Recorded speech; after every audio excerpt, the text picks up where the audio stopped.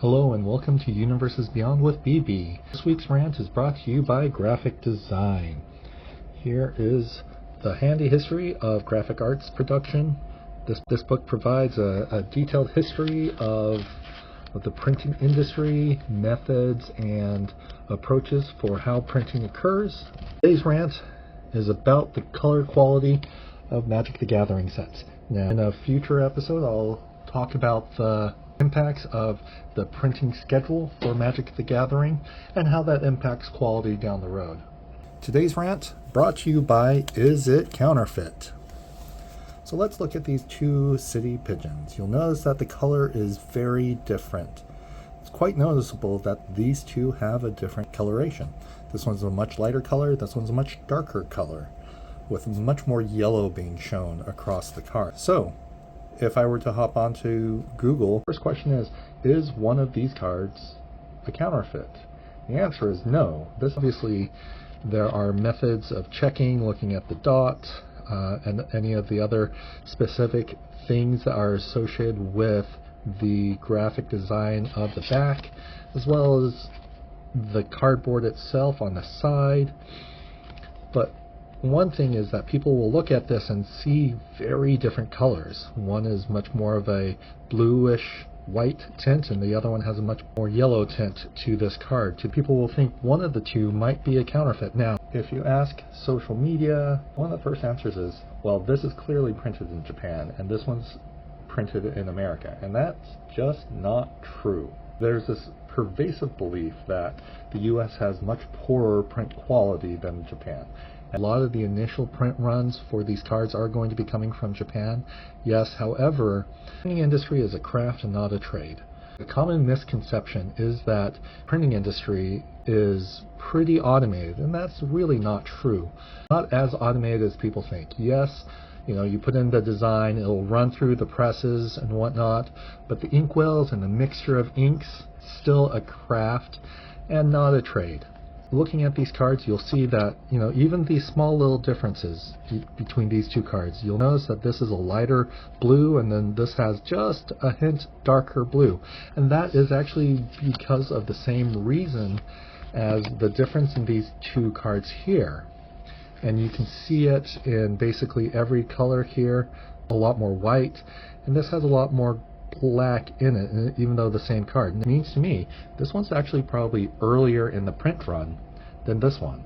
This one actually probably means that they are running lower on black ink, or running at the optimal level of black ink in the inkwell. This means to me that there's probably too much ink in the inkwell, which is, because there's more ink on the bottom card, you do see that you're losing a lot of that detail here in the white portion of that border. And that means that this card actually had more ink applied to it than this card, which is a normal thing to do when you're loading up ink into the print. You want to make sure that there's enough ink in the inkwell to be able to complete the run. Now, as a disclaimer, I don't work for these companies, and where I work, our press line is a manual press line, whereas these cards are being printed on an automated press line. What that means is that on our press line, our pressman will be going and manually editing or changing those parameters. We have a far more significant manpower requirement than an automated press line. We probably have double or triple the number of people to manage our lines than the printers who are printing these Magic the Gathering cards. The purpose of those pressmen are to make sure that they're controlling the parameters, making sure that the print is going smoothly, maintaining it, adding ink, making sure, replacing parts, monitoring the wear of the plates, replacing the plates, making sure that the machines run smoothly. Determining different things about the load, the pressure, the amount of ink, the ink mixture and whatnot. So you'll see that the color variations are different across all these cards, and you'll even notice that when you look at the titles, Sandman is a much darker color than these other ones. But even across all these four cards, there's still those color variations. And look at all of these different ones, you'll actually notice a broad variety of the difference in color here. So going back to that quality control, well, if Magic the Gathering wanted to, they could scrap one of these, right? They could increase their quality control to reduce how much product is being released. Now, which one is the right card to scrap? More than honestly, they both are playable. You can see the text, you can read the text, it's all noticeable, you can see the art. One's just a little more yellow than the other. If Wizards of the Coast wanted more uniformity in their printing, they could. If I take this box of coffee pods, we have these print color codes here at the bottom of these tabs. So we have the base colors here, as well as all of the colors printed on this box. If you look at a sheet of Magic the Gathering cards, they're going to have this, and this is going to indicate what color is being printed on that sheet. What you can do is use a scanner and scan the measurements of each of these colors to make sure that they're within that range of tolerance. Now, obviously, Magic the Gathering uses CYMK printing, so cyan, yellow, black, and magenta. Those are your base color, the printing. And on these two colors, the orange and the teal, are spot colors. They are specifically pre-mixed, so that way the color can be applied consistently. The other colors on this box are going to be a mixture of one of these four colors down here. The rest of the color that shows up on this box, as would on a Magic the Gathering card, would be a mixing of these four colors. Unless it's a foil, foil will use 8 different colors, but for the most part, most of the regular base card, it's going to use a mixture of one of these 4 colors. So as these pages are being printed, you can use a scanner, whether that's on the press line itself or a handheld scanner. You can scan and check the color measurements. You can measure the color and the intensity of them to make sure that they're within that control range. Turning here, one of the other things that you'll see on packaging and that you'll see on that sheet of Magic the Gathering is this little symbol. This is the alignment of the colors. So if you notice, these colors are just a little offset. That means one of the printing plates is probably just off by that much of a difference. And you can actually see that difference when you look at one of the logos. You can see that the color is a little fuzzy around the edges, and you have some bleeding of that color. If you look over here, you can actually see that separation in that line. The brown to the orange gradient, that's that separation that we're actually noticing that this is indicating with this symbol. So, turning back to Magic the Gathering cards, that same functionality would be part of your QA/QC checks. Are the colors within the range of what's normal and tolerable? And the answer is, for Wizards of the Coast, yes. This is an acceptable color. This is an acceptable color for Wizards of the Coast. Does it mean that one was printed in Japan and one was printed in the US? No. More than likely, what you're noticing is going to be that difference in print runs. So let's look at these hero hangouts that I have. And you'll notice that there's, I don't know if you can tell on the camera, but there is a definite gradient in that coloration between all of them. Obviously this is the darker yellow, it has much more yellow to it than the other ones, but this one is a little lighter than this one, and that one's lighter than this. And that means to me that realistically these 3 cards were probably printed on the same press, probably on the same day, by the same pressman. The only difference is probably a separation of 1 to 4 hours of printing across all of them. You'll have that variation in the same print, in regular printing. And this one is probably on a different day that's been printed. When you see a lot of this color variation across these cards, it's not necessarily an indication of our counterfeited cards, but rather there really is a lot of variables when it comes to large-scale printing. You're going to see variation in the amount of ink, the water concentration, the pressure from the press, the roller pressure, the moisture content of both the ink as well as of the paper, the temperature of the room and of the roller press, the humidity. Even in a humidity-controlled, climate-controlled environment, there's only so much that a company can do to control that environment. The wearing of the plates, the wearing of the rollers, so on and so forth. You have so many different variables in printing that can cause these different variations in the color on the same press, with the same equipment, with the same people, on the same day. Look at this text, the more yellow one. The font is a little fuzzier than the wider card. People would say that's the difference between the factory. Japan has a higher quality than America. That might be true, but what drives this, and you can actually kind of feel this card, it's not a flat, glossy surface like this one. So it feels a little rough. This one is a lot smoother. Is it due to the glossy layer that's applied in Japan versus the one that's applied in America? Maybe. But a more likely culprit that's causing this coarse feeling is actually the humidity. So if you increase the humidity of the factory, then the ink will not be able to adhere to the paper because the paper has absorbed a lot of that water in the humidity, and therefore the ink doesn't dry as quickly. Even with the UV cured ink, the ink's not drying as quickly because it's kind of sitting on top of the page instead of being absorbed into the page. And that means that the ink is going to bleed in, and you can see that that bleed, it's not as crisp on the edges because of that increase in humidity. If the water gets too high, and it's consistently too high, you have a lot of issues with printing. So one of the things that happens here is humidity spikes. One of the things is that the paper starts to clump, and we have what we call the hand breaking days. So you actually have to physically break up the paper to separate it out before you put it into the print line. And we call those our carpal tunnel days because you're doing that to pallets and pallets of pages. And we know that the print quality going into that print line is going to be worse because the humidity was so high it's already starting to affect. That paper is going to react to the ink. And that's just simply a product of storing paper on the East Coast here in the US. So if you have high humidity, the ink starts to clump on the paper, it starts to bleed across the page. But then on the other end, if you have a low humidity day, you have an increase in static electricity buildup. You'll have the ink starting to dry on the nozzles and in the ink wells, and you'll actually see clumping on it. So really that's where a lot of these factories are going to be printed in kind of an optimal humidity zone. The feeling you can feel on these cards is because of humidity, not because of the factory. So the smooth, crisp looking cards are on days where the humidity is in that target range.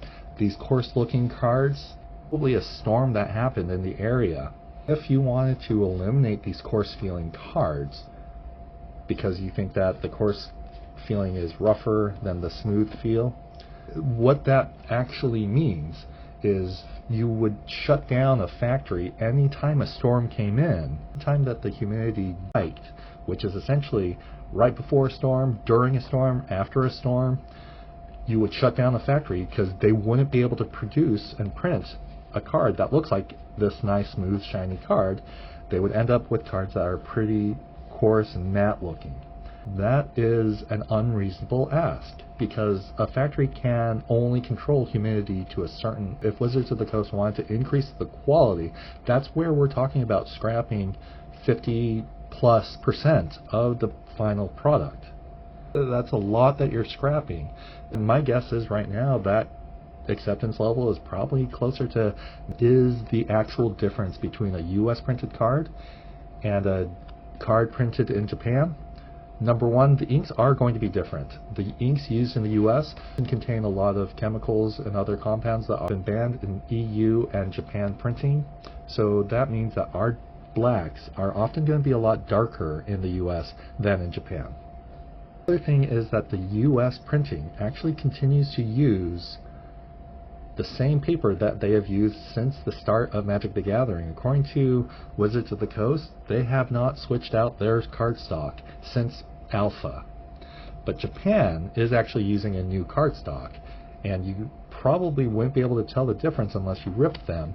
But the new cardstock from Japan does mean that these are less susceptible to curling than a US one. Also, probably a lighter card because of that cardstock. Could you tell the difference between a US card and a Japanese card by feel? No. You have to take enough of the product and weigh it to be able to feel that difference. So the first thing that you want to do, if you really are concerned where it's made, so I was just showing you the two different cards. Look at that, made in Japan. In Japan for this entire box, for this box, and this other box, made in Japan. So all those booster boxes were printed in Japan. You can actually check the packaging of the individual boosters. And you'll see, made in Japan, made in Japan, made in Japan, made in Japan, made in Japan, made in Japan, made in Japan. All of these are made in Japan. Every single one of these booster packs for the Spider-Man set that is in my collection was printed in Japan. Cards from my Final Fantasy set, made in the US. So this is my pack for Magic the Gathering, and I've pulled out a couple of these cards. So these are the ones from the US.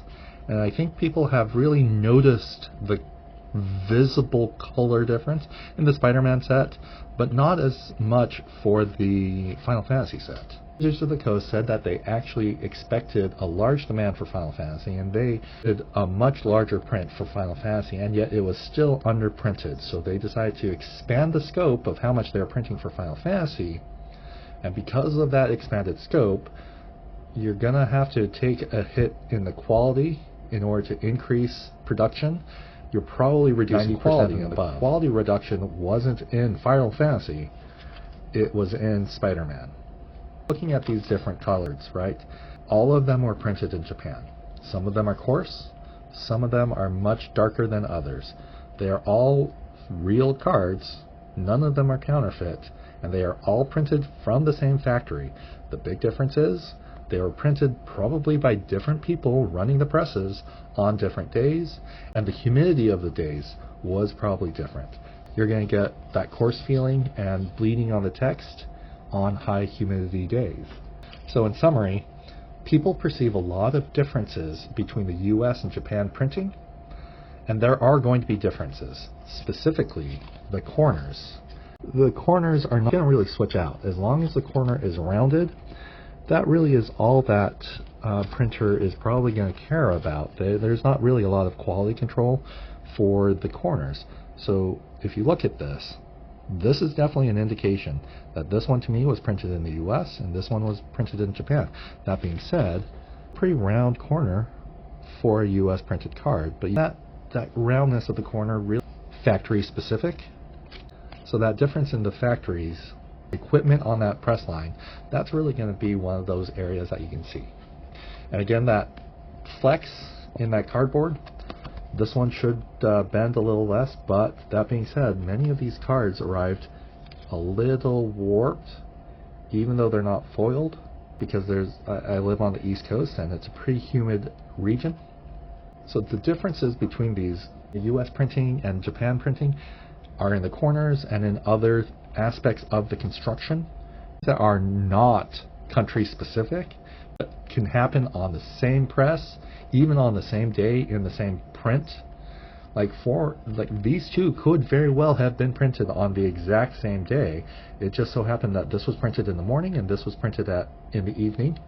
Shift, now the presses are hotter, you have increased temperatures, you have and a storm rolled in. Those variables are going to impact that quality difference. The color saturation, the vibrancy of the color, the smoothness, the crispness of the text, all of those are factors that are kind of outside of the control of a factory and can occur on the same press, on the same day, by the same people, in the same country. So this is less a factor of one was printed in the US, one was printed in Japan. It's more a factor of this was printed on a target humidity day, and this was printed on a less humid day. This one was printed at the start of a run where there's an excess of yellow ink in the inkwell, and this was printed on probably much later when that inkwell was running dry. A lot of the differences people attribute to these cards is much less about the country it was printed in, but much more about the variances that occur in printing. All of these cards I'm showing were all printed in Japan. This is what is normal variance within the printing industry. One of the things about the printing industry is that the printing industry is a craft. It is not a trade. Now, a lot of companies are trying to put are implementing process controls to really try to make a craft into more of a trade so that you're printing a much more uniform product. There's still a lot that's left up to the pressman, even on an automated line. And the reason why we're seeing it with the Spider-Man set is more than likely because of the demand for the Final Fantasy set. So because Final Fantasy had such a huge demand, more than likely it required additional prints. So on the sheets that these were printed on, someone have looked at that color grid and make sure that those colors were within the tolerance range. And so that means that these colors, even though they're noticeably different, the trade-off in that acceptability of the increase of that scope versus meeting the demand for those cards. But this does mean that the quality control of this set is reduced. And the reason why is, again, because of either a delay in the schedule, because there is an increase of printing for Final Fantasy, or a change in the scope, which was an increase in the number of cards that Wizards of the Coast was looking for Spider-Man. So any increase in the original scope, which is the total number of cards that they're looking for, as well as a change or shift in schedule, is going to inevitably result in a reduction in quality. In order to meet the increased demand for Spider-Man, more of the cards that were likely to be determined to be questionable on the margin of acceptability for quality control were kept to help meet the increase in the requirement for. If the goal is to eliminate visually distinct cards, we're not talking about, oh, we're going to scrap maybe 3% of the product. If this printing line is anything like the printing line I work with, to get that kind of uniformity, you're now talking about scrapping 30 to 90% of the product just to get that uniformity. And that's quite a huge cost for something that impact the value and function of the card. A lot of people say, well, it's just cardboard, the raw materials are pretty cheap. That is true. This is just a piece of cardboard, some glue, some ink. That's pretty cheap. The press that it runs on is very expensive, but the most important driver of the cost of these cards is going to be the labor. Those pressmen, the maintenance crew, your operators, the QA, QC person. That's where you have all of your costs in these cards, and you're going to pay them a regular wage. So if you're scrapping 50% of your product because of color variation like this, that means that you're more than doubling the cost to produce these cards. What you'll notice is a difference in the ink distribution, how much ink has been applied, and so that will either make it look lighter or darker. The more ink applied, the darker this back is going to look.